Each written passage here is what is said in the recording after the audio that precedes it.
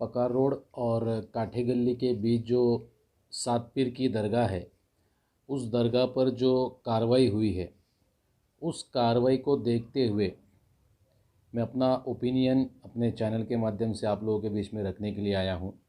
जिस दिन ये कार्रवाई हुई उसके रात में करीबन 2 बजे मुझे कुछ सूत्रों से पता चला कि रात में 3 बजे सात पीर दरगाह के ऊपर अतिक्रमण होने वाला है, उस दरगाह को डेमोलिश किया करने वाले हैं।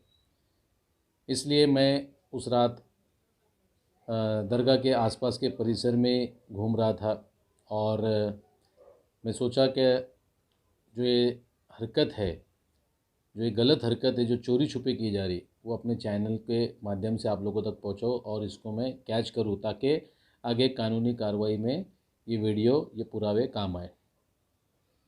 2 बजे जब मुझे कॉल आया, उसके बाद पता चला कि 3 बजे कार्रवाई होने वाली है।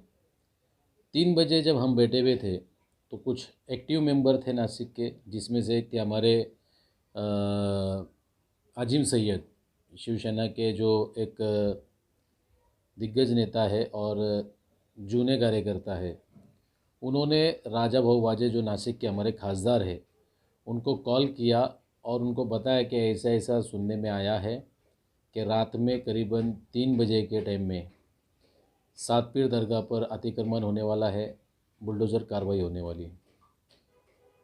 तो राजा भाऊ वाजे ने, जो नासिक के खासदार है ठाकरेगढ़ के, उन्होंने कहा कि मैं तुरंत नासिक महानगर पालिका कमिश्नर से और पुलिस कमिश्नर से बात करता हूँ।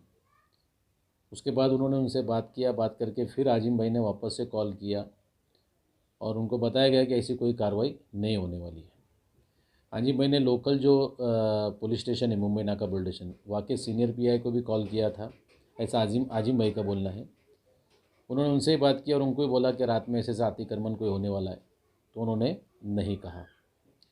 हम लोग रिलैक्स हो गए और फिर भी मैं लेकिन अपनी ज़िम्मेदारी निभाते हुए, क्योंकि एक मेरा सोशल मीडिया न्यूज़ चैनल है, तो ऐसी हरकतें अपने चैनल के माध्यम से आप लोगों तक पहुंचाना ये मेरी ज़िम्मेदारी है। इसलिए मैं 2 बजे से सुबह के 6 बजे तक वहाँ पर ही था। कार्रवाई से एक दिन पहले भी मैं भद्रकाली पुलिस स्टेशन में कुछ काम से गया था।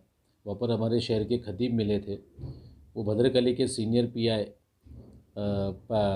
को मिलने के लिए आए थे। मैंने पूछा कि क्या विषय था, तो खतीब साहब वहाँ पर बोले कि भाई कल का जो बंदोबस्त है, मतलब जो आमदार ने अपने ऑफिशियली फेसबुक आईडी पे और इंस्टाग्राम पे जो वीडियो शेयर की थी और उसमें कहा था कि मैं सात पीर पे आने वाली हूँ, पकार रोड पे आने वाली हूँ, काटे गली सिग्नल पे आने वाली हूँ, वगैरह वगैरह, जो भी उसने अपने सोशल मीडिया के माध्यम से आह्वान किया था, उस आह्वान को एक प्रॉपर टास्क पुलिस डिपार्टमेंट ने लिया था और उसके साथ में आने वाले क्राउड को रोकने के लिए बंदोबस्त है, ऐसा खतीब साहब को बोला गया था। और मैंने भी जो जानकारी निकाला था, तो मुझे भी ये बताया गया था कि आमदार या आमदार के साथ में जो लोग वहाँ पर आएंगे उनके वजह से लॉ एंड ऑर्डर का इशू ना हो, इसलिए वहाँ पर बैरिकेडिंग लगा के धारा 144 लगाई गई थी और बैरिकेडिंग लगा के आने के लिए सबको मनाही की गई थी।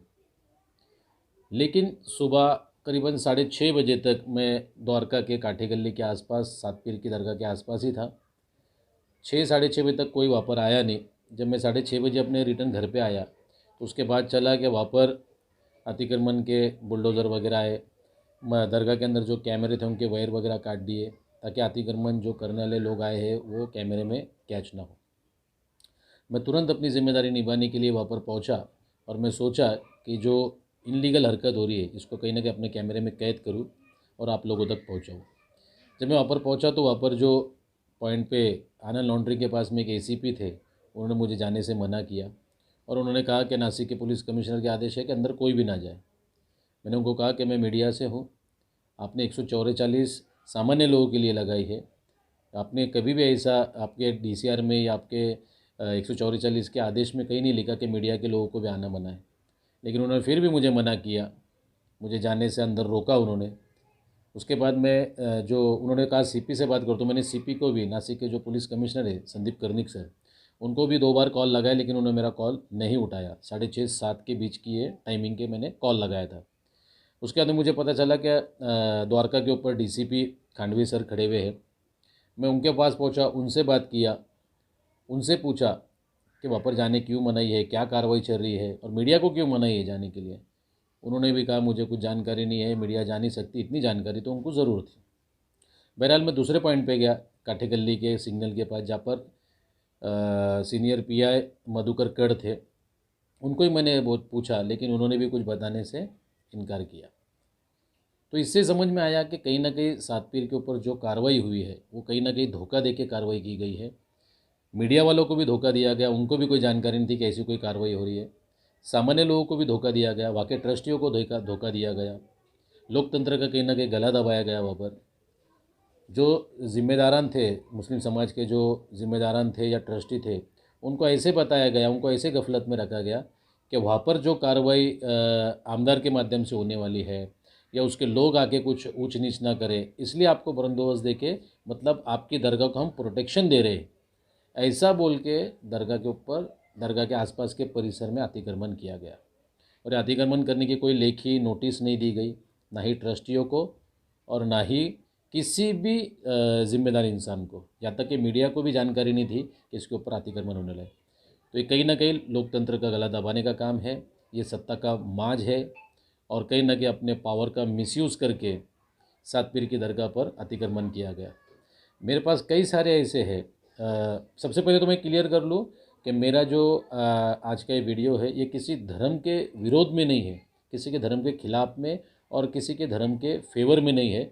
मैं सच्चाई पर अपनी बात कर रहा हूँ, जो बुनियाद जानकारी मेरे पास है उसके आधार पर बात कर रहा हूँ। मेरा विरोध किसी भी मस्जिद या मदरसे या फिर किसी मंदिर को नहीं है और ना ही फेवर किसी मंदिर या मस्जिद या मदरसे को है। मैं जो सच्चाई है वो बयान कर रहा हूँ आपसे। काठेगल्ली सिग्नल के ऊपर सातपीर से थोड़ी दूर पे एक मंदिर है। वो मंदिर भी 2016 में डेमोलिश किया गया था। सूत्रों से पता चला कि वो मंदिर भी अनधिकृत है, उसको भी 16 में डेमोलिश किया गया था। उसके बाद कुछ लोगों ने उसको बना दिया। और इसमें कितनी सच्चाई है नगर पालिका के अधिकारियों को मालूम, नगर पालिका के आयुक्त को मालूम, या जो आमदार वहाँ पर सातपीर की दरगाह पे कार्रवाई करने के लिए आई थी तो उसको पता होगा। लेकिन एक विशेष समाज को सिर्फ टारगेट करना, उनके धार्मिक स्थलों पे उंगली उठाना, उनकी धार्मिक जगहों को टारगेट करना या उनके ऊपर अतिक्रमण करवाना, ये कहीं ना कहीं राजनीति का एक खेल बन चुका है और सत्ता का मिसयूज़ करके कहीं ना कहीं इनकी आस्थाओं को दुखाने का, आस्थाओं को ठेस पहुंचाने का साधन बन चुका है। कहीं ना कहीं अब हालात ऐसे हो चुके हैं कि लोगों में एक रोष पैदा हो चुका है और कहीं ना कहीं अलग अलग हर जगह अफवाह का सिलसिला चल रहा है। शहर का वातावरण काफ़ी तरीके से तप चुका है। पुलिस प्रशासन तो एक्टिव है, लेकिन कब क्या हो जाए कोई भरोसा नहीं है। इसलिए मैं सभी से निवेदन करूंगा कि कायदे से जो भी अनधिकृत है उसके ऊपर कार्रवाई हो रही है, आप होने दो। जो लीगल है उस पर अगर कार्रवाई होती है तो आप लोग उसका लोकतंत्र के हिसाब से आप ज़रूर उसका विरोध करें, लेकिन कायदे के दायरे में। और जो दूसरों के अनधिकृत अतिक्रमण है, चाहे वो किसी भी समाज के धर्म के हो, उसके ऊपर भी कार्रवाई होना ज़रूरी है। काठेगल्ली सिग्नल के कॉर्नर पे अगर वो 2016 का अनधिकृत डेमोलिश किया हुआ मंदिर अगर वहाँ पर डेवलप हुआ है तो नासिक महानगर पालिका के आयुक्त ने उसके ऊपर भी कार्रवाई करनी चाहिए, नासिक के कलेक्टर ने उसके ऊपर भी कार्रवाई करनी चाहिए, नासिक के पुलिस कमिश्नर ने उसके ऊपर भी कार्रवाई करनी चाहिए। और ख़ास करके राजा राम जादव विभागीय अधिकारी जो भगवा कलर का चश्मा पहन के कार्रवाई करने निकलते हैं, शिवाजी चौक अमरधाम की कार्रवाई कई सालों से आपके पास पड़ी हुई है, आपका जात भाई है इसलिए आप वहाँ पर कार्रवाई नहीं करते, उसके ऊपर भी कार्रवाई करो, अन्यथा भगवान भी आपको माफ़ नहीं करेंगे।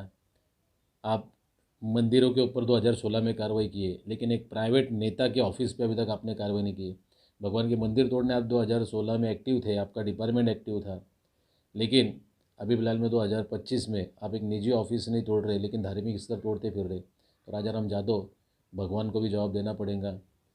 भगवान की लाठी में आवाज़ नहीं होती, लेकिन मार बहुत बुरा होता है। तो भगवान की लाठी से डरो और कार्रवाई करो। इंशाल्लाह मेरे पास जो भी अपडेट रहेंगे आप लोग साथ ज़रूर शेअर करूँगा। जय हिंद, खुदा हाफिज। अन्याय अत्याचाराचा पर्दाफाश करण्यासाठी एबीपी नाशिक टीव्ही चॅनलला सबस्क्राइब करा आणि बेल आयकॉन प्रेस करा।